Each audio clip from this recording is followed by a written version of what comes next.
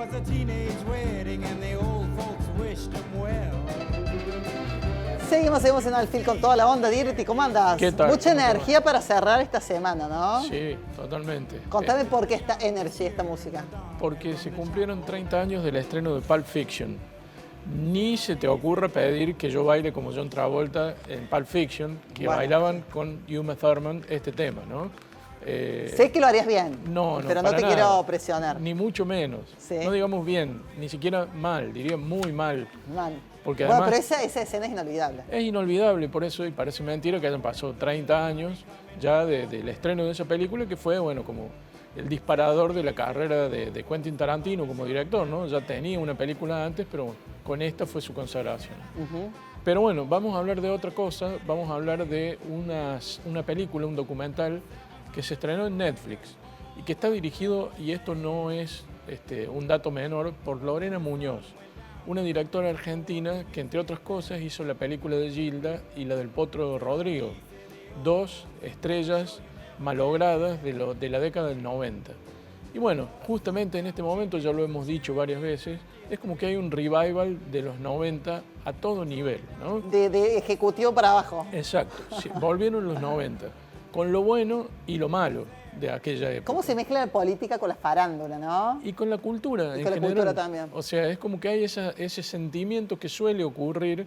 O sea, hubo un momento en que hubo un revival de los 80 o de los 70 o de los 60, ahora le tocó a los 90.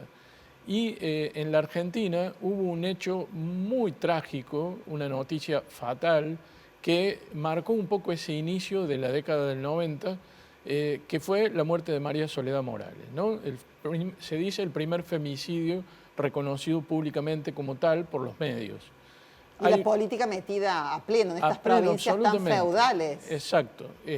Digamos que también a nivel de la presidencia de la Nación había llegado un caudillo de La Rioja a ser presidente de la Nación. Claro. Entonces no llama la atención que esto que ocurría en las provincias también se hubiera trasladado al gobierno nacional, ¿no? Recordemos todo lo que pasó durante, sobre todo el primer gobierno de Menem, que también ha sido reflejado en algunas series o documentales, como por ejemplo la muerte de Carlos Jr., ¿no? Ya hablamos de eso. Bueno, en este caso ocurrió en el año 90, en septiembre del año 90, este asesinato, y conmovió al país. Netflix evidentemente vio acá una beta de decir, evidentemente en Argentina esto va a tener audiencia, va a tener repercusión, y Lorena Muñoz es la responsable de hacer este documental. Y bueno, evidentemente estamos ante la presencia de una realizadora de enorme talento, porque aquí quienes ya éramos adultos en aquella época, y sobre todo en mi caso, que yo trabajaba ya como periodista, si bien no hacía este tipo de coberturas, pero estaba en un diario donde había periodistas destacados en Catamarca, podemos decir que el documental refleja muy bien todo lo que se vivió en aquel momento. Los hijos del poder. Cómo Catamarca se convirtió en una especie de lugar hacia donde convergían todas las miradas, siendo que es una provincia a la que habitualmente no se refleja en los noticieros. Este caso depositó todas las miradas en Catamarca y, como vos decías, en este poder omnímodo de Ramón Saadi, el gobernador que había en aquel momento, dentro de cuyo círculo íntimo había personas que después se las encontró culpables, ¿no?, de este crimen. En el documental aparecen, como estamos viendo ahí, por ejemplo, periodistas que realizaron cobertura desde Catamarca de lo que estaba pasando. Aparecen testimonios que son muy emotivos de las compañeras de María Soledad Morales, mujeres que ahora tienen más de 50 años y que en aquel momento eran adolescentes que compartían las aulas y fuera de las aulas también con ella, eran amigas. Aparece Marta Peloni, por supuesto, que tuvo un papel muy importante. Aparece la madre de Guillermo Luque, que en definitiva fue sindicado como el autor intelectual de ese crimen. Y bueno, entre todo esto y las imágenes de archivo que son muy fuertes, porque vemos ahí esa cobertura periodística, vemos las entrevistas en el juzgado a la salida y demás, nos dan un combo perfecto. O sea, es como que este documental nos retrotrae, nos pone de nuevo en ese momento y nos hace reflexionar sobre todo lo que pasó a partir de ahí, ¿no? O sea, y todo lo que había pasado antes. porque si nos remitimos al 83 y la campaña de Alfonsín, él había dicho con la democracia se cura, se come y se educa.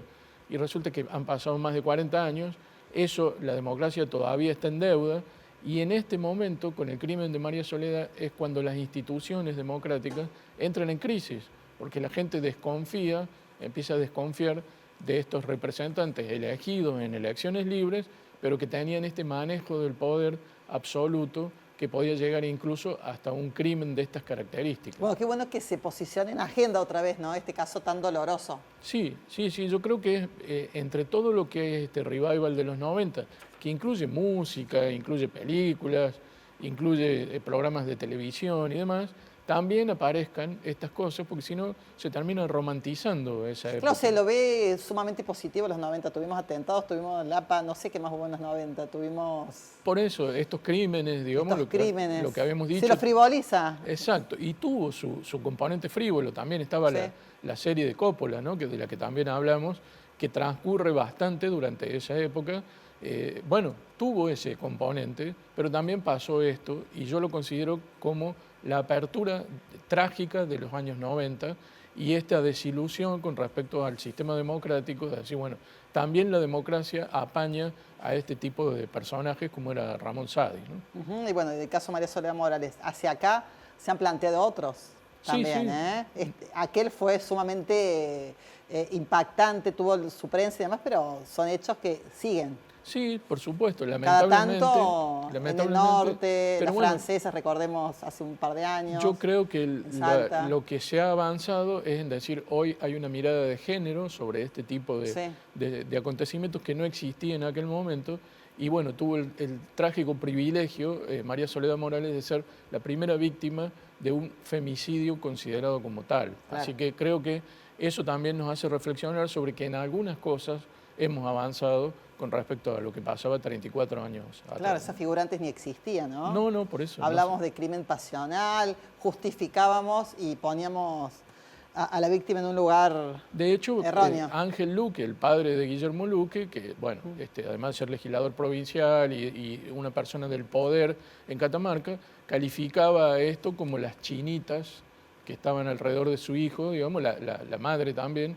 Entonces digo, bueno, de esa concepción de la chinita, entre comillas, a lo que se considera hoy con respecto a ese tipo de acontecimientos, bueno, algún avance ha habido, por lo menos en ese sentido tenemos que reconocer que sí, que ha habido avance. Es verdad, hemos aprendido y nos hemos deconstruido. Dirty, muchas gracias. No, por favor. Felipe, gracias. Gracias, Simón. ¿Por dónde vemos, María En Soledad? Netflix. En Netflix. En Netflix, ¿Es sí. una entrega, un solo capítulo? Claro, es un documental, Bien. una película documental. La recomiendas, por supuesto. Sí, por supuesto. Y apela a la memoria, ¿no? Y está muy bien hecho. Bien. Buen dato, muchísimas gracias. Estamos en Alfil TV, como siempre. Gracias por acompañarnos. Que tengan un hermoso fin de semana. El viernes. Chau.